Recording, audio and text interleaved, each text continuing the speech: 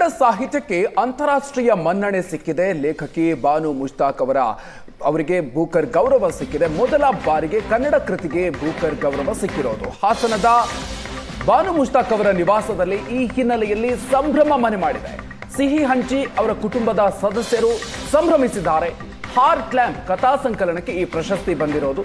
ಹೀಗಾಗಿ ಅವರ ಮನೆಯಲ್ಲಿ ಸಹಜವಾಗಿ ಸಂಭ್ರಮ ಮನೆ ಮಾಡಿದೆ. ಇಡೀ ಕರ್ನಾಟಕ ಇದನ್ನ ಸಂಭ್ರಮಿಸ್ತಾ ಇದೆ.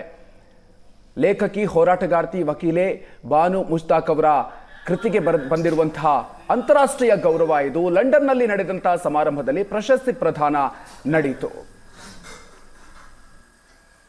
ಲಾಂಗ್ ಲಿಸ್ಟಲ್ಲಿ ಬಂದಾಗಲೂ ನಮ್ಗೆ ಭಾಳ ಖುಷಿಯಾಗಿತ್ತು. ಎಲ್ಲರಿಗೂ, ಎಲ್ಲ ಕರ್ನಾಟಕದಲ್ಲಿ ಎಲ್ಲರೂ ಭಾಳ ಖುಷಿಪಟ್ಟರು.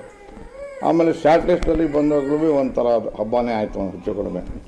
ನಿನ್ನೆ ರಾತ್ರಿ ತುಂಬಾ ಆ್ಯಂಗ್ಸೈಟಿ ಇತ್ತು, ಏನಾಗುತ್ತೆ ಅಂತ.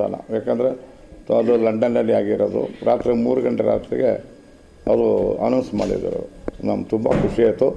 ಇಡೀ ಕರ್ನಾಟಕ ಜನಗಳೆಲ್ಲ ಭಾಳ ಖುಷಿ ಪಡ್ತಾ ಇದ್ದಾರೆ. ನಾವು ಅದೇ ಮಾತಾಡ್ಕೊತಿದ್ವಿ. ಇವಾಗ ತನಕ ಬುಕ್ಕರ್ ಪ್ರಶಸ್ತಿ ಯಾವುದಕ್ಕೆ ಬಂದಿದೆ ಎಲ್ಲವೂ ಕಾದಂಬರಿಗಳು, ನಾವೆಲ್ಲಾಸಿಗೆ ಬಂದಿರೋದು. ಶಾರ್ಟ್ ಸ್ಟೋರಿ ಕಲೆಕ್ಷನ್ನು ಯಾವುದಕ್ಕೂ ಬುಕ್ಕರ್ ಬಂದಿಲ್ಲ. ಇದು ಬುಕ್ಕರ್ ಹಿಸ್ಟ್ರಿಯಲ್ಲೇ first short story collection award ಆಗಿರೋದು. ಸೊ ನಾನು ಕನಿಷ್ಕ ಅವರು ಅದೇ ಮಾತಾಡ್ತಿದ್ವಿ.